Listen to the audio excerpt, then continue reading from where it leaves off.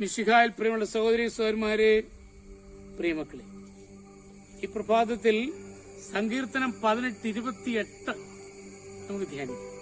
The book of Psalms, chapter 18, verse 28. അങ്ങെന്റെ ദീപം കൊളുത്തുന്നു, എന്റെ ദൈവമായ കർത്താവ് എന്റെ അന്ധകാരം അകറ്റുന്നു. അമേരിക്കയിൽ ഒരു ബഹുനില കെട്ടിടത്തിന് എങ്ങനെയോ തീപിടിച്ചു. എങ്ങും ബഹളവും നിലവിളിയും മാത്രം. അഭ്യാസികളെ പോലെ ചിലർ ജനൽ വഴിയും വാതിലൂടെയും താഴേക്ക് ചാടുന്നു. താഴെ ഓടിക്കൂടിയ ജനങ്ങൾ അവരെ സുരക്ഷിതമായ സ്ഥലത്തേക്ക് മാറ്റിക്കൊണ്ടിരുന്നു. എല്ലാവരും രക്ഷപ്പെട്ടു എന്ന് ആശ്വസിക്കുമ്പോഴാണ് മുകളിൽ നിന്നൊരു പിഞ്ചു കുഞ്ഞിന്റെ കരച്ചിൽ. പപ്പാ, എന്റെ പപ്പാ. ശബ്ദം കേട്ട് എല്ലാവരും ഒന്ന് പതറി. കെട്ടിടം തീപ്പന്തം പോലെ കത്തുന്നു. പുകച്ചുരുളുകൾ വായുവിനെ ശ്വാസം മുട്ടിച്ചുകൊണ്ടിരിക്കുകയാണ്. അപ്പോഴാണ് 2ാം നിലയിലെ ജാലകത്തിനെതിരെ ഒരു കുഞ്ഞു നിൽക്കുന്ന അവ്യക്തമായ ജനം കാണുന്നു. അവന്റെ ദയനീയ സ്വരം അഗ്നിയുടെ ശബ്ദത്തിൽ വേറിട്ടു. പ്ലീസ്, എന്നെ രക്ഷിക്കൂ പപ്പാ. തീപ്പന്തമായി തീർന്ന കെട്ടിടത്തിനുള്ളിൽ കടന്ന് വീണ്ടും ഒരിക്കൽ കൂടി രക്ഷാപ്രവർത്തനം നടത്താനുള്ള ധൈര്യം ആർക്കുമില്ല.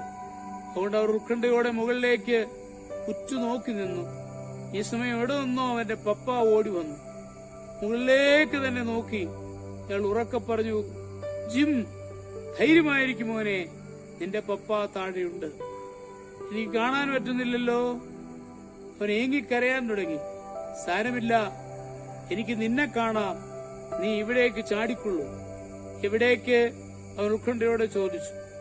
ശബ്ദം കേൾക്കുന്ന ഈ ഭാഗത്തേക്ക് തന്നെ.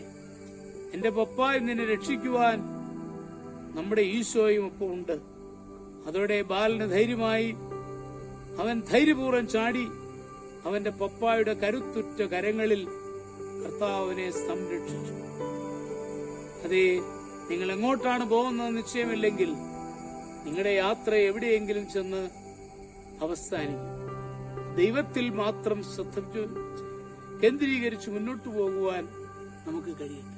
നമ്മുടെ കർത്താവ് ഈശോയുടെ കൃപയും പിതാവായ ദൈവത്തിന്റെ സ്നേഹവും പരിശുദ്ധാത്മാവിന്റെ സഹവാസവും പരിശുദ്ധ അമ്മയുടെ മധ്യസ്ഥതയും നിങ്ങൾ എല്ലാവരോടും കൂടി ധാരാളമായിട്ടുണ്ടായിരിക്കും. എപ്പോഴും എപ്പോഴും എന്നേക്കും. ആമേൻ.